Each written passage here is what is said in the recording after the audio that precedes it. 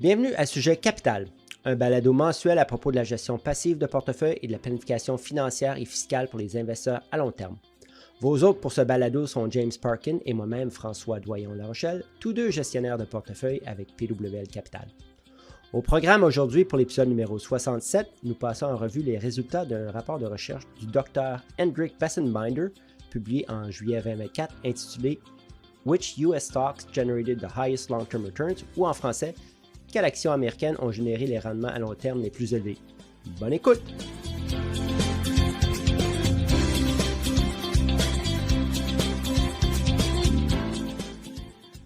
Salut James, comment ça va aujourd'hui?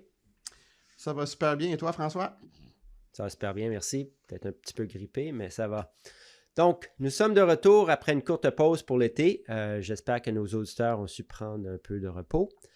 Je vais commencer par introduire le sujet d'aujourd'hui. Je pense que nos auditeurs le trouveront très instructif. La croyance concernant les actions est qu'à long terme, vous gagnerez de l'argent malgré la volatilité à court terme. Ce qui se perd dans cette croyance fondamentale en matière d'investissement, c'est qu'en réalité, elle ne s'applique réellement qu'à l'achat de l'ensemble du marché. Nos auditeurs réguliers le savent qu'on préconise le FNB de marché total comme étant la solution optimale pour la plupart des investisseurs individuels. Il était donc intéressant de voir de la recherche qui soutient fortement cette stratégie d'investissement. Cet été, un économiste financier universitaire que nous suivons, Hendrik Bessenbinder, professeur à la W.P. Carey School of Business de l'Université de l'Arizona, a publié un rapport de recherche qui démontre que la détention d'actions individuelles dans un portefeuille a une forte probabilité d'aboutir à un résultat négatif. James, pourrais-tu nous en parler un petit peu plus et nous parler des conclusions du professeur Bessenbinder? Oui, merci pour cette introduction, François. Ça va me faire plaisir d'en parler.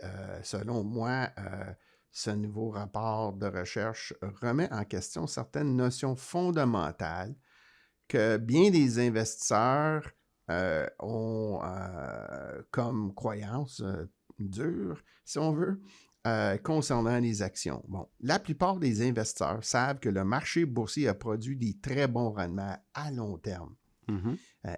Dans son rapport de recherche de juillet 2024 intitulé « Which US stocks generated the highest long-term returns » ou en français, traduction libre, « Quelles actions américaines ont généré les meilleurs rendements à long terme » professeur Bessenbinder a analysé des rendements de 29 078 actions ordinaires cotées en bourse contenues dans la base de données CRSP. C'est un acronyme CRSP, Center for Research and Security Prices, qui est basé à l'Université de Chicago. Et cette étude a couvert la période allant de 1926 à 2023, donc presque 100 ans. Mm-hmm. Okay. Bon, mais ses principales conclusions sont les suivantes. Je vais les énumérer. Il y en a qui sont simples à comprendre, il y en a qui sont... Il y a plus de jargon, si on veut, du domaine de la finance, mais on va les clarifier un peu. Première conclusion, c'est qu'en moyenne, les entreprises n'ont figuré dans les données du CRSP que pendant 11,6 ans. Okay. C'est court. C'est assez court, effectivement. La durée de vie médiane d'une société cotée en bourse est seulement de 6,8 ans. Encore plus court. Tout à fait. Seuls 31 titres ont été présents dans la base de données sur l'ensemble de la période de 98 ans. La majorité des titres, c'est-à-dire 51,6%, ont eu des rendements cumulés négatifs. La plupart des actions ont donc perdu de la valeur. Wow. C'est vraiment contre la croyance qu'on fait, on fait absolument de l'argent à long terme avec les actions. Le résultat médian est un rendement de moins 7,41% par an. La moyenne des rendements composés est fortement positive, tandis que la médiane est négative. Ben ça s'explique, encore une fois, ça va être du jargon, par l'asymétrie positive de la distribution des rendements composés des actions. Je vais essayer d'expliquer ça en termes plus clairs pour nos auditeurs, mais je pense qu'il veut dire, c'est que les actions les plus performantes sont à l'origine du résultat positif des marchés boursiers dans son ensemble depuis très longtemps. Mm-hmm. Ouais. Là, il a regardé la base de données, puis il a regardé maintenant avec une période plus restreinte. Mais même en limitant les données aux actions ayant un historique d'au moins 5 ans, mais pas plus que 20 ans, la majorité d'entre elles ont produit des rendements négatifs. Même parmi les 30 actions ayant les rendements composés cumulés les plus élevés, les résultats sont relativement modestes. Les rendements médians annualisés des 30 actions est de 13,03 %, tandis que la moyenne est de 13,5 %. Et le rendement le plus élevé est celui du groupe Altria, qui est de 16,29 %.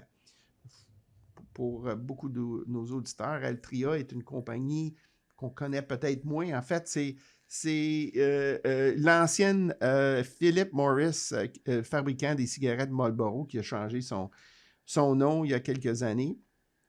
Mais pour moi, cette constatation est compréhensible parce que les rendements composés incluent le rendement sur le rendement. Fait que c'est normal que ça soit autour des 13 %. En fait, 13 % composés pendant très, très, très longtemps, ça donne des très, très gros chiffres. Effectivement. Ces résultats vont surprendre la plupart des investisseurs, puis moi-même par le fait même. Le fait que la majorité, 51,6 % des actions aient des rendements cumulés négatifs, c'est vraiment, vraiment surprenant. Mais compte tenu de la qualité des performances du marché des actions américaines au cours de cette période de près de 100 ans, je pense qu'on doit supposer que les performances négatives ou médiocres de la plupart des actions sont éclipsées par les rendements élevés de quelques grands gagnants. Donc, pour soutenir ton argument, François, je vais citer à nouveau Bessem Binder.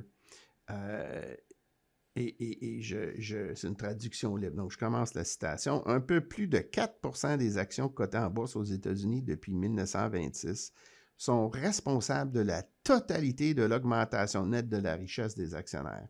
En d'autres termes, l'augmentation de la richesse à long terme sur le marché boursier est concentrée sur un nombre relativement restreint d'actions. Wow, seulement 4 %. C'est quand même très peu, là. James, est-ce qu'il y a d'autres surprises qui ressortent de cette étude? Une autre surprise, quant à moi, est que de nombreuses compagnies ne restent pas très longtemps sur les marchés publics. Comme je l'ai dit un peu plus tôt quand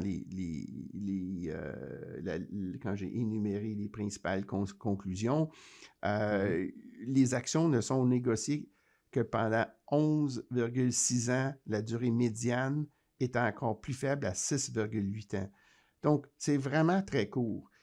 Sur les 29 078 actions analysées, seules 31 ont survécu 98 ans à partir de décembre 1925. Les sociétés cotées en bourse ont donc un gros problème de survie. Il fait que quelqu'un qui achète des actions puis la compagnie ne survit pas, ben là, tu dilapides ton capital, tout simplement. Et ça, c'est une des règles de base en placement. Il faut éviter la dilapidation. Les entreprises sont souvent radiées ou exclues des marchés boursiers en raison de leur mauvaise performance financière, ou bien elles sont fusionnées ou rachetées pour disparaître éventuellement. Donc, James, puisque seulement 4 % des actions génèrent toute la richesse, que dit le professeur Bessem Binder à propos de l'investissement passif dans tout ça? Bon, c'est une excellente question, François. Ce dernier rapport de recherche de Bessem Binder ne traite pas spécifiquement de la gestion passive. Ceci dit, ces recherches antérieures font allusion à cette approche d'investissement.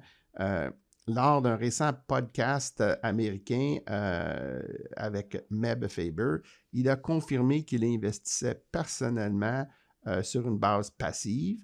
En plus, ce dernier rapport du mois de juillet 2024 est vraiment une suite d'une étude majeure qu'il a publiée en 2020 qui est intitulée Wealth Creation in the U.S. Public Stock Markets 1926 to 2019, ou en français, Création de richesse sur les marchés boursiers américains de 1926 à 2019. Et dans cette étude, il a analysé des résultats à long terme des marchés boursiers en termes d'augmentation, de diminution de la création de richesse pour les actionnaires, et ce, par rapport à un indice de référence de bons du Trésor, donc un actif qui, en principe, n'a pas de risque. J'aimerais souligner aussi que c'est Bessem Binder qui est à l'origine de cette notion de création de richesse pour les actionnaires.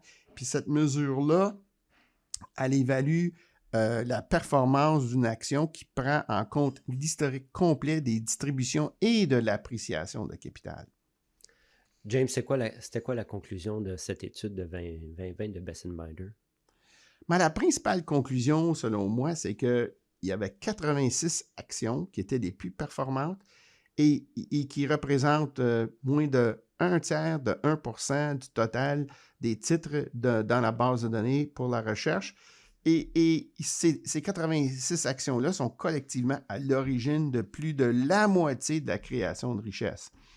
Si on prend les 1000 actions les plus performantes dans la base de données, soit moins de 4% du total des actions, ils ont été à l'origine de toute la création de la richesse, soit 96% des actions restantes n'ont fait qu'égaler le rendement des bons du trésor qu'on dit sans risque à échéance d'un mois.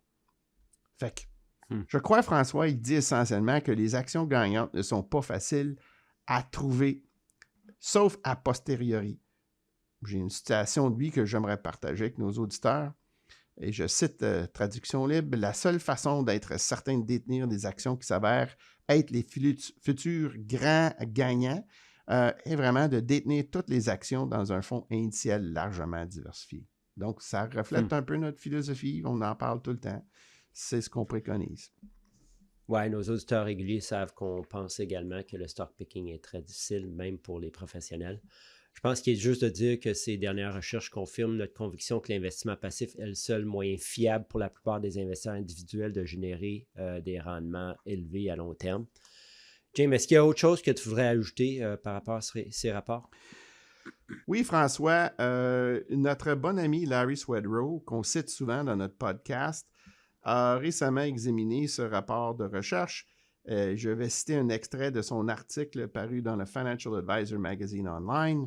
Et je cite toujours, traduction libre, « Puisque les données historiques indiquent qu'il est probable que la création ou destruction nette de richesses attribuables à l'ensemble du marché boursier à l'avenir sera concentrée dans un nombre relativement restreint d'entreprises et qu'il est peu probable que la gestion active profite de cette concentration, la stratégie gagnante consiste à éviter la sélection active de titres et ou le market timing. » Oui, je suis tout à fait d'accord avec ce que Larry dit. Je ne pense pas que c'est une surprise pour nos auditeurs.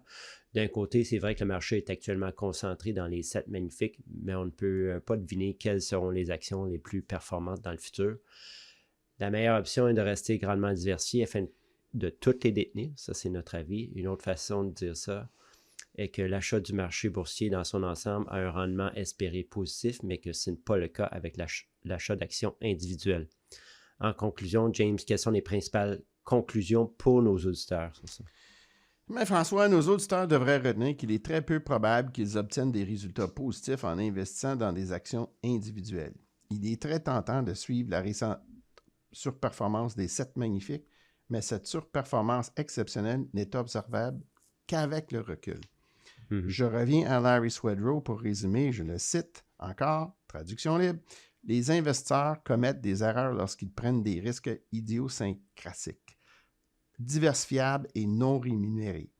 Ils le font parce qu'ils ont trop confiance en leurs connaissances, qu'ils surestiment la valeur de leurs informations, qu'ils confondent ce qui est familier avec ce qui est sûr, qu'ils ont l'illusion d'avoir le contrôle, qu'ils ne comprennent pas combien d'actions individuelles sont nécessaires pour réduire efficacement les risques diversifiables, et finalement qu'ils ne comprennent pas la différence entre les risques rémunérés et les risques non rémunérés. » Je pense que Larry dit beaucoup de choses dans cette citation, mais en bout de piste, je pense que la conclusion avec la recherche de Best Binder, c'est que la sélection de titres individuels, ce n'est pas une formule gagnante pour l'investisseur parce qu'il est peu probable qu'il va pouvoir choisir les actions super performantes qui sont au cœur de ce qui génère le rendement à long terme pour les marchés financiers.